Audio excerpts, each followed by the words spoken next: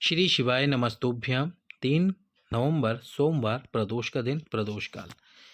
आज आपके सामने लेकर आए हैं एक और उपाय जो कि है सफ़ेद आंकड़े की उपाय, सफ़ेद आंकड़े की जड़ से संबंधित। सफ़ेद आंकड़े की जड़ का उपाय आपने सुना होगा कि रजस्वला धर्म के 7वें दिन किया जाता है। हमने भी आपको यही बताया है, पर गुरुजी ने कथा में एक बार बताया था कि जिन माताओं बहनों का रजस्वला धर्म नहीं आता है, बंद है किसी भी कारण की वजह से, और उनकी उम्र है रजस्वला धर्म आने की। एक तो होता है कि आपकी उम्र नहीं होती है, और वो होती है 50 वर्ष यानी कि 55 वर्ष के आसपास, जब रजस्वला धर्म रेगुलर नहीं आता, रुक रुक कर 2 से 3 महीने या 6 महीने में आता है।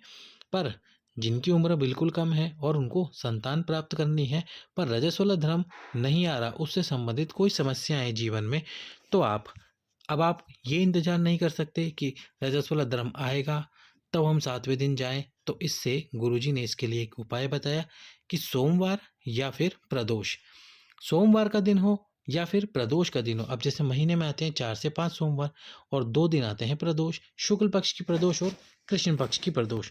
तो आप या तो सोमवार के दिन या प्रदोष के दिन। अब विशेष बात क्या है, एक तो ये कार्तिक प्रदोष है, उसके साथ में सोमवार का दिन भी आ गया है, और उसके साथ में प्रदोष भी आ गई है। तो 3 विशेष दिन मिलन के आ गए हैं, जब आप इस दिन सफ़ेद आंकड़े की जड़ का उपाय कर सकते हैं।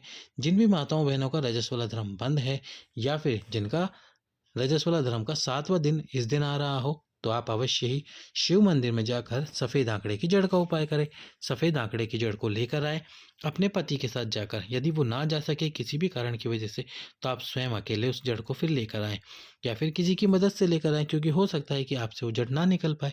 फिर उस जड़ को लाकर भगवान शंकर के मंदिर में जाइए। भगवान शंकर के मंदिर में जाकर दक्षिण दिशा में खड़े होकर आपको उस जड़ को शिवलिंग पे से 21 बार घुमा लेना है, और 21 बार तुम्रुकेश्वर महादेव का नाम ले लेना है। कौन से महादेव? तुम्रुकेश्वर महादेव का। तुम्रुकेश्वर महादेव का नाम लेकर आपको फिर उस जड़ को नंदी जी के पीछे की तरफ खड़े होकर, नंदी जी के पीछे जो स्थान हो शिव मंदिर में खड़े होने का, वहाँ खड़े होकर, जैसे कि ये शिव जी है और ये नंदी जी है, अब नंदी जी के पीछे स्थान है खड़े होने का, तो वहाँ खड़े होकर, जैसे कि ये हो गया, यहाँ खड़े होकर इस जड़ को बांध लीजिए अपनी कमर में। माताएं बहनें रजस्वला धर्म, या फिर जब सोमवार को आप गए हैं उस सोमवार के दिन अपनी कमर में लाल धागे में, लाल कपड़े में लपेटकर, अब आपको लाल धागे में लाल कपड़े में लपेटकर इस जड़ को बांध लेना है, और बांधने के बाद में एक पीपल का पत्ता शिव जी पर समर्पित करना है अवधूतेश्वर महादेव के नाम से। और उसके बाद उस पीपल के पत्ते को उठाना है, उठाकर घर पर लाना है, गाय के दूध में उस पीपल के पत्ते को उबालना है 1 से 2 मिनट, और फिर उस गाय के दूध को पति और पत्नी दोनों को पीना है तुम्रुकेश्वर महादेव का नाम लेकर। अब जो पीपल के पत्ते वाला उपाय है, ये आप कितने दिन करोगे? ये आप हमेशा पूछते हो मुझसे, और मैंने आपको हमेशा बताया है कि 1 महीना, कम से कम आपको अवश्य ही 1 महीना ये उपाय करना है। और फिर आप पूछते हो कि जड़ कब तक बांध के रखनी है हमको? जड़ 3 महीने तक बांध के रखनी है।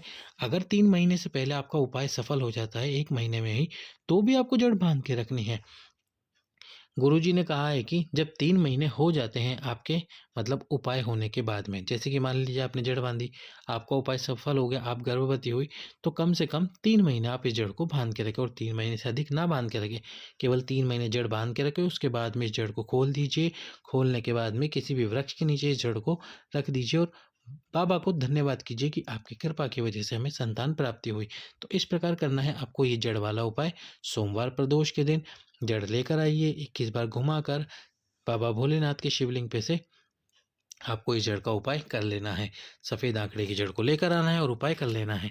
इसके साथ ही शिवलिंग पे 1 कलश जल प्रतिदिन समर्पित कीजिए तुम्रुकेश्वर महादेव के नाम से, और बेलपत्र समर्पित कीजिए। बेलपत्र ना हो तो अक्षत समर्पित कीजिए, चावल का दाना समर्पित कीजिए। सोमवार प्रदोष के दिन किया जाने वाला ये विशेष उपाय, जो कि विशेष दिन आ रहे हैं, उसके लिए ज़रूर करें। सभी भक्तों को श्री शिवाय नमस्तुभ्यम। लाइक, सब्सक्राइब, शेयर करें। हर हर महादेव।